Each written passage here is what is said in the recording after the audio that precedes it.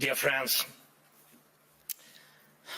everyone remembers the great American film Groundhog Day with Bill Murray and Andy McDowell.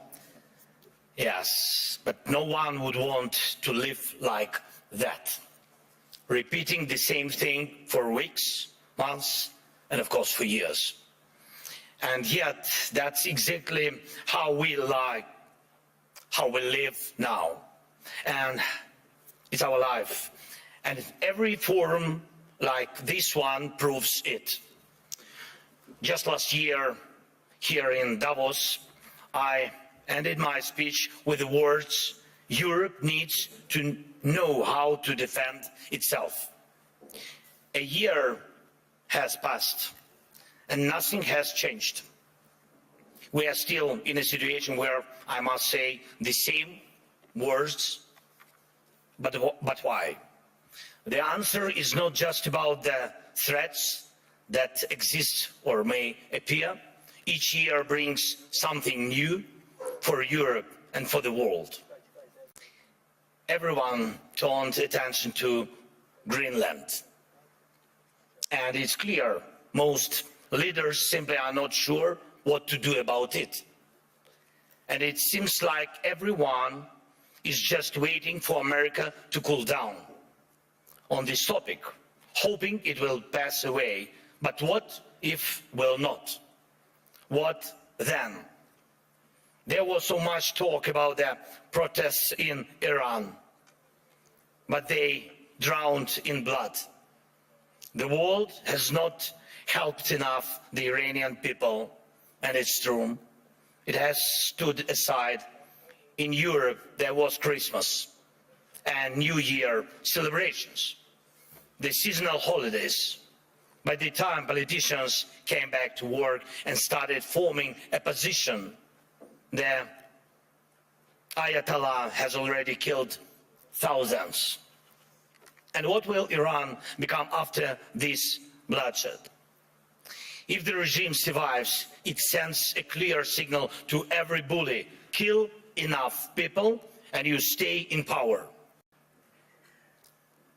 Who in Europe needs that message to become a reality?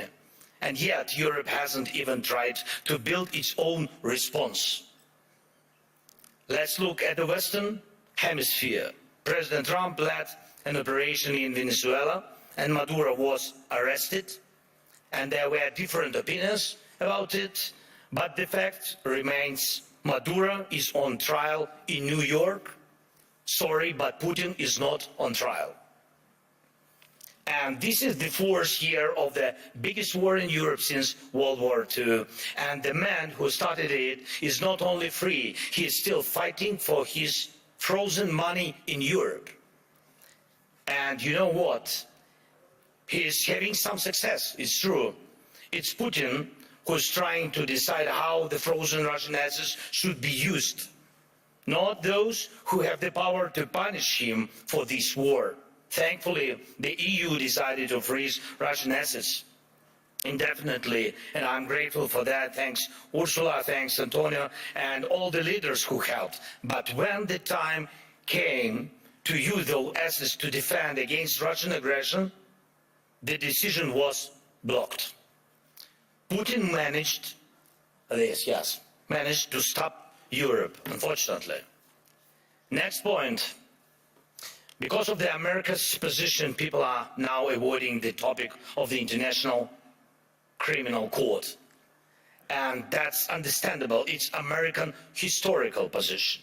But at the same time, there is still no real progress on establishing a special tribunal for Russian aggression against Ukraine, against the Ukrainian people. And we have an agreement, it's true.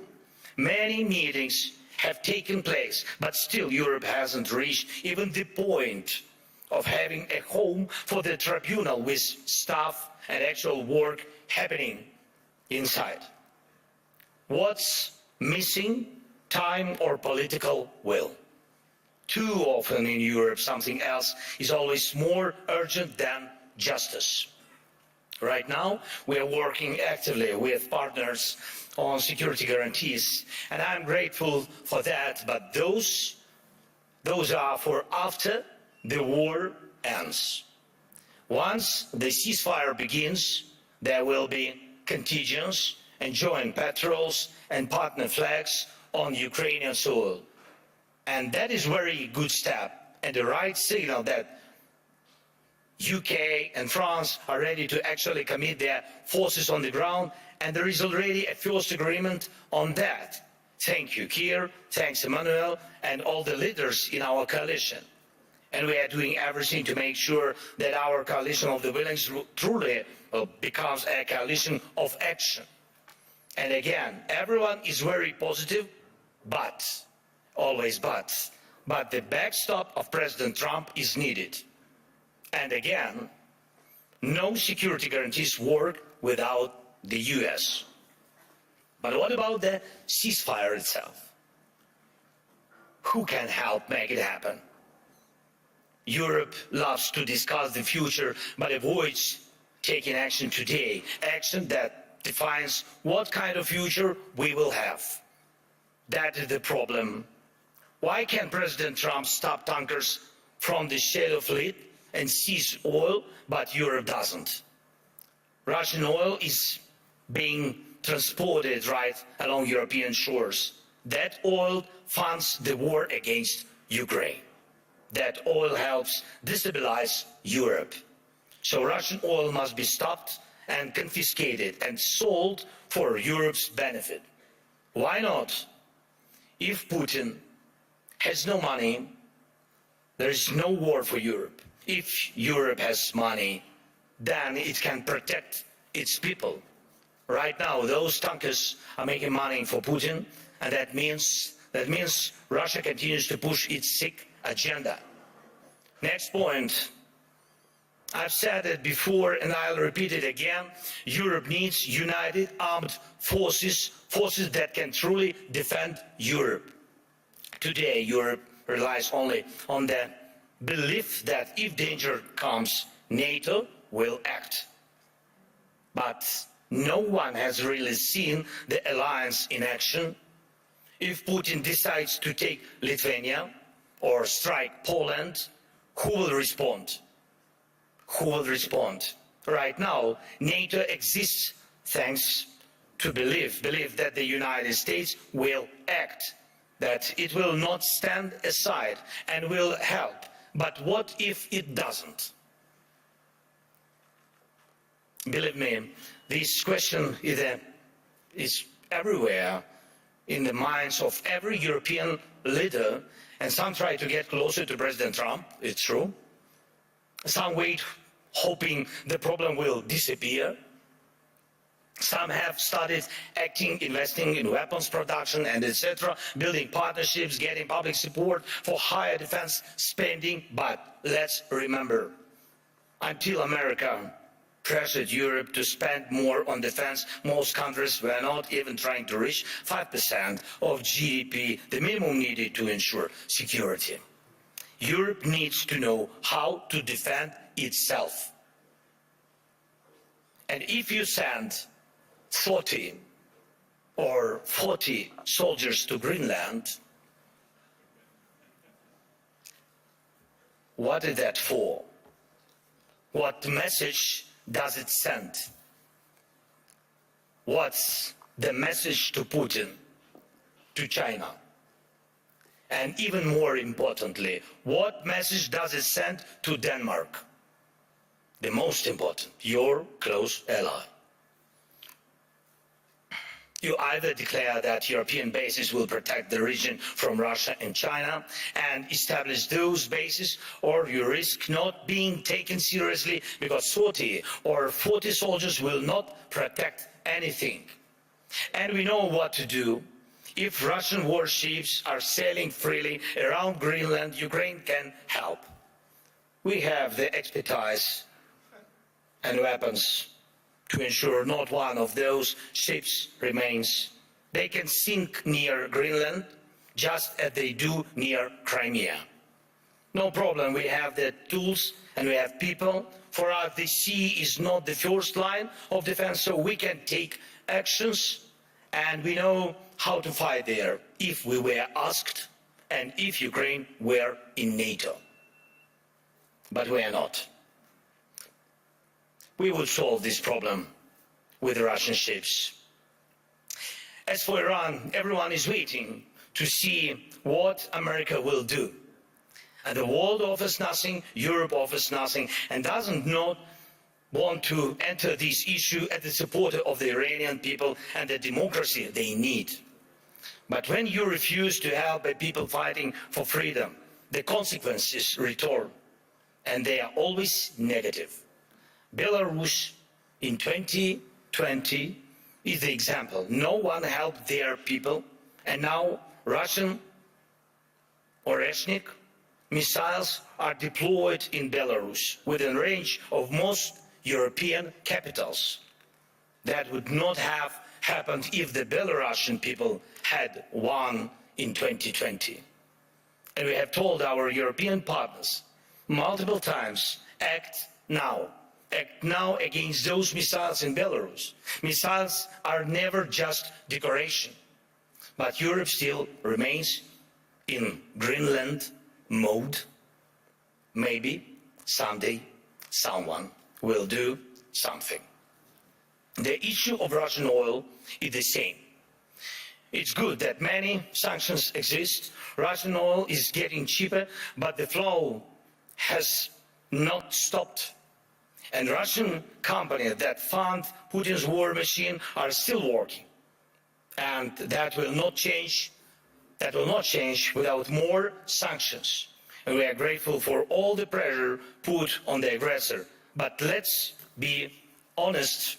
Europe must do more so its sanctions block enemies as effectively as American sanctions.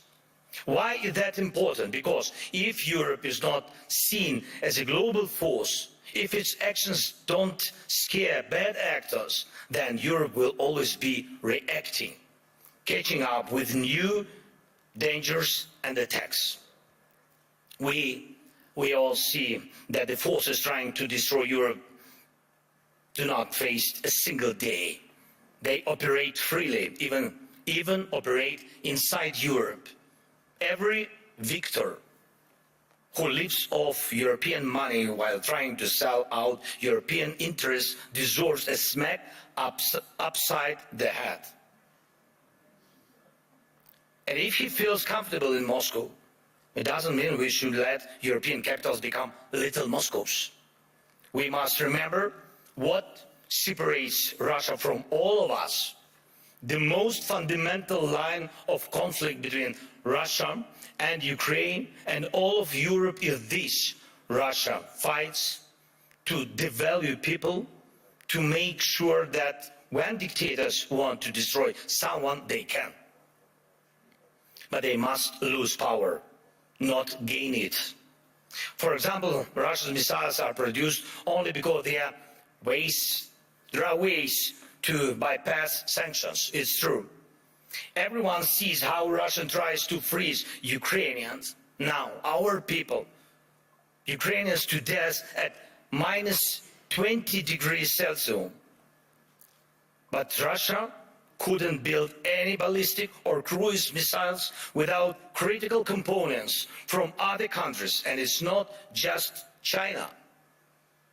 Too often people hide behind the excuse that China helps Russia. Yes, it does. But not only China. Russia gets components from companies in Europe, the United States, and Taiwan.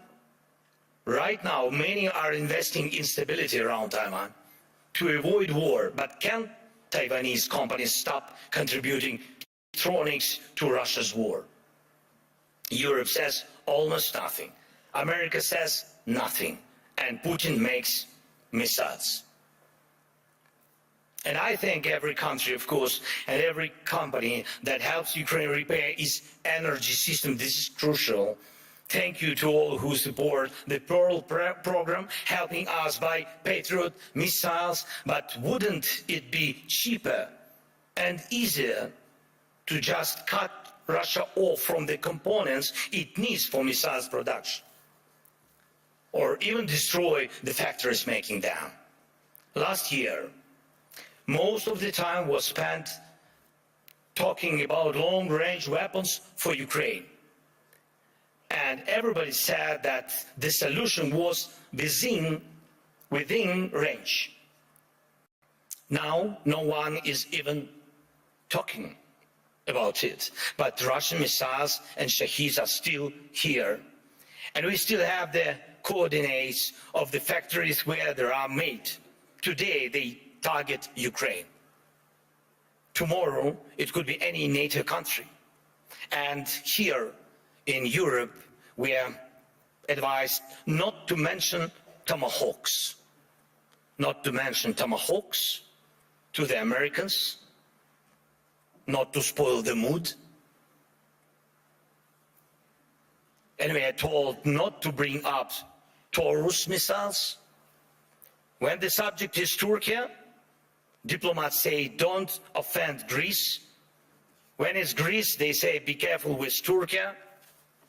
In Europe, there are endless internal arguments and things left unsaid that stop Europe from uniting and speaking honestly enough to find real solutions. And too often, Europeans turn against each other, leaders, parties, movements and communities, instead of standing together to stop Russia, which brings the same destruction to everyone. Instead of becoming a truly global power, Europe remains a beautiful but fragmented kaleidoscope of small and middle powers. Instead of taking the lead in defending freedom worldwide, especially when America's focus shifts elsewhere, Europe looks lost, trying to convince the US president to change. But he will not change. President Trump loves who he is, and he says he loves Europe, but he will not listen to this kind of Europe. One of the biggest problems in today's Europe, though it's not often talked about, is the mindset. Some European leaders are from Europe, but not always for Europe. And Europe still feels more like a geography, history, a tradition, not a real political force, not a great power. Some Europeans are really strong, it's true. But many say we must stand strong, and they always want someone else to tell them how long they need to stand strong, preferably until the next election. But that's not how great power works, to my mind. Leaders say we must defend European interests, but they hope someone else will do it for them. And speaking of values, they often mean valueless. They are all like, we need something to replace the old world order with. But where is the line of leaders who are ready to act? Act now, on land, in the air, at the sea, to build a new global order. You can't build the new world order out of words. Only actions create real order. Today, America has launched the Board of Peace. Ukraine was invited, so was Russia, Belarus, though the war hasn't stopped. And there is not even a ceasefire. And you have seen who joined. Everyone had their reasons. But here is the thing. Europe hasn't even formed a united position on the American idea. Maybe tonight, when the European Council meets, they will decide something. But the documents were already signed this morning, and tonight they might also finally decide something on Greenland. But last night, Mark Rutte had spoken to President Trump. Thank you, Mark, for your productiveness. America is already changing its position, but nobody knows exactly how. So things move faster than we.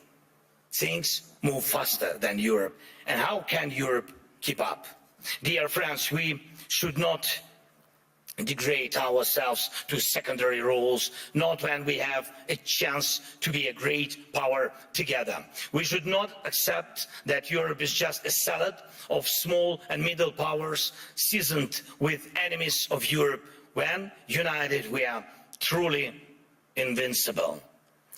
And Europe can and must be a global force, not one that reacts late, but one that defines the future. That would help everyone from the Middle East to every other region in the world. That would help Europe itself, because the challenges we face now are challenges to the European way of life, where people matter, where nations matter. Europe can help build a better world. Europe must build a better world, and a world without war, of course. But for that, Europe needs strength. For that, we must act together and act in time. And most of all, we must have the courage to act. And we are actively working to reach solutions, real solutions. Today, we met with President Trump, and our teams are working almost every day. It's not simple. The documents aimed at ending this war are nearly ready, and that really matters. Ukraine is working with full honesty and determination, and that brings results. And Russia must become ready too, to finish this war, to stop this aggression, Russian war against us. So the pressure must be strong enough, and the support for Ukraine must grow even stronger. Our previous meetings with President of the United States brought us air defense missiles, and thanks Europeans, they helped also. And today we also spoke about the protecting the skies, which means protecting lives, of course. And I hope America will continue to stand with us. And Europe must be strong, and Ukraine is ready to help with anything needed to guarantee peace and prevent destruction. We are ready to help others become stronger than they are now. We are ready to be part of a Europe that truly matters, a Europe of real power, great power. Today we need that power to protect our own independence. But you need Ukraine's independence too, because tomorrow you may have to defend your way of life. And when Ukraine is with you, no one will wipe their feet on you. And you will always have a way to act, and act in time. This is very important. Act in time. Dear friends, today is one of the last days of Davos, though definitely not the last Davos, of course. And everyone agrees on that.